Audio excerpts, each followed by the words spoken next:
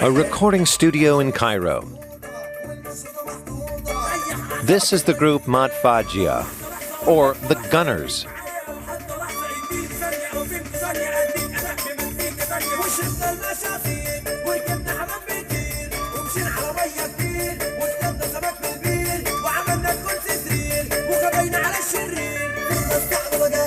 It's the sound of the Cairo underground.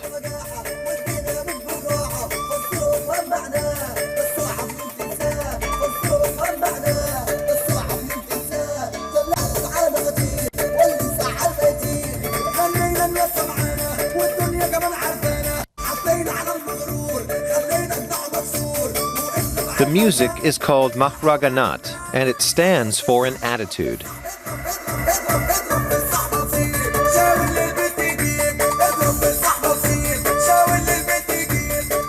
The three members of Mahraganat come from the slums of Cairo.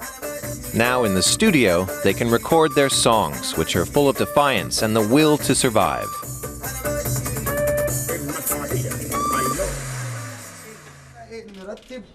They're working on a new song, so far without lyrics. Their producer, Mahmoud Rafat, gives them free rein. Sing what you want, he says. There's certainly no shortage of topics.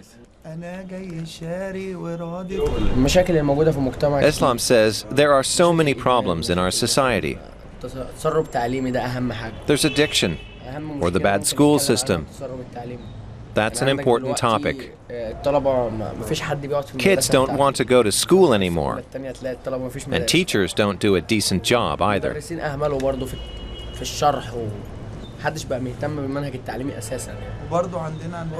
Ahmed says it's not just education. There's also traffic chaos, for example. If we were to just talk about the negative things, we'd never stop. But we want to write songs about more than just problems. We want to say how to make things better. The next group is already waiting at Mahmoud Rafat's studio. They're the absolute stars of the Mahraganat scene. Sadat and 50. 50's the one with the yellow cap. They're discussing a gig abroad. Mahmoud Rafat is organizing everything. They've already performed in London, and in September they head to Berlin. They're celebrated as children of the revolution, but that's not so, says Rafat. Not all Mahraganat artists write songs about the revolution, he says. On the contrary, only a few have done that. It hasn't been as important to them as it was and remains to the elites. This music and these kids also find themselves in a kind of revolution, with themselves, with their way of living, and with the question of what I can achieve with my life. We drive to Salam city. This is where Mahraganat emerged, and where it's listened to the most, in taxis, for example.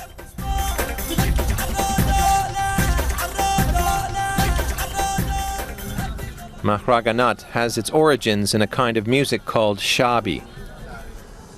Popular in the 1980s, it put unconventional lyrics into simple language. Initially disdained by the elite, shabi quickly went mainstream and was played at weddings and on the streets. Especially in neighborhoods like Salam City, one of Cairo's poorest. 500,000 people live here on the eastern reaches of the capital. Education levels are low here, and unemployment is high.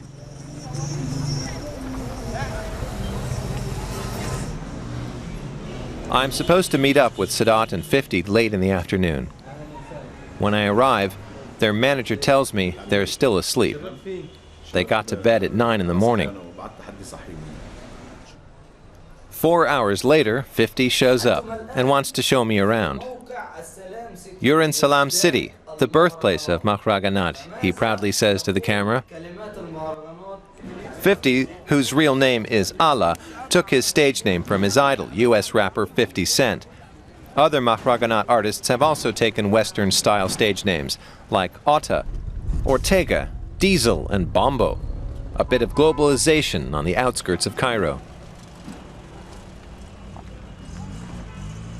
He feels at home in Salam City, not least because his music plays everywhere here. He says it's a great feeling, but there are good and bad sides to it. The good thing is we make people happy, people like us. They get our music free of charge. We don't take money for it, but we get fame. That makes me happy because I'm recognized. Without these people, I wouldn't have continued with music. None of us would have. Especially here in Egypt, where no one gives others a chance. No one helps anyone else.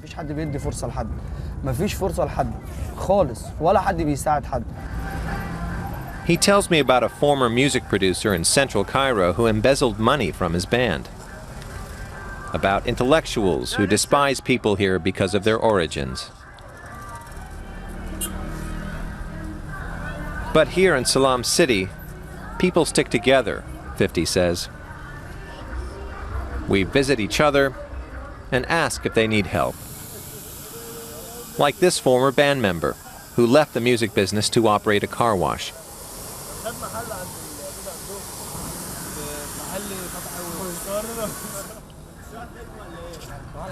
50 is a celebrity around here. He meets with kids just starting to write Mahraganat music. They approach their idol almost shyly. He asks if they need any help.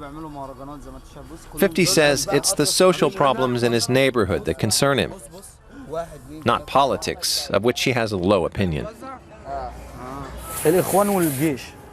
He says, take the Muslim Brotherhood and the military. Before we can say who's to blame, look how many people have been killed. Before the truth comes out, look how many families have been destroyed. Isn't that right? I don't like politics. Because politics creates victims. Far too many victims. And most of these victims are innocent. That's why I don't like politics. But even when we write a political song, we're not part of politics. The military is fighting the Muslim Brotherhood, the remnants of Mubarak, against who knows what. I don't share anything with any of those parties anyway. If you ask me what I am, my answer will be, I'm an Egyptian. Revolt and retreat. They're two sides of 50. During the week, the group hardly ever has a gig. They use the time to rehearse. A computer, music software, a microphone. No expensive equipment to write their songs. This is what sets their work apart. Hip-hop, rap, and R&B beats fused with Arabic music and lyrics. Most lyrics are created spontaneously. As the evening continues, the texts grow more political.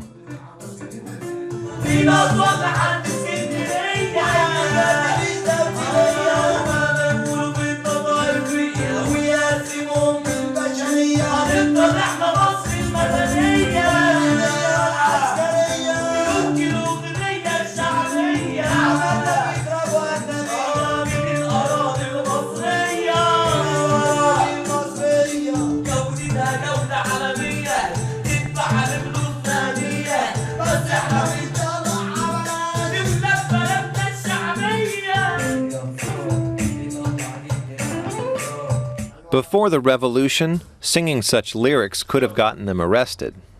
The upheavals opened their eyes. 50 says, because I come from a simple neighborhood, it took me a long time to understand that there are people who only want power, so they can live well, so they can do what they want. I used to think that the powerful worked hard for the poor and sacrificed themselves. I always asked how all these people were supposed to eat. Then I found out that Egypt is wealthy.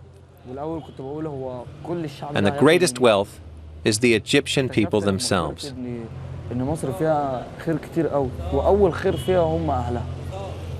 Because Mahraganat comes from poor areas, Egypt does not officially recognize it as an art form, and its musicians don't get work licenses from the Musicians' Union. But 50 still makes a living from music. This is 50's day job. a wedding at a luxury hotel in Cairo. The band gets several gigs like this a week. Their fee equals about 500 euros. The band has fans here too, although the union denies work licenses for Mahraganat musicians, officially because their lyrics are vulgar. This wedding is costing tens of thousands of euros. 50's bandmate Sadat has a different attitude to clients like these. He says, when you watch me here, I'm mostly lip-syncing. The song plays and I act as if I were singing. On the street in Salam city, I put down the microphone when the music's playing. There I sing live. I'm less happy here than on the street, but it's only a job. And then they cancel the gig because they're having to wait too long. They can afford to do that. We head back to Salam city. Here, weddings are celebrated on the street, and anyone can join the fun. The musicians don't take a fee here. They see it as their social duty.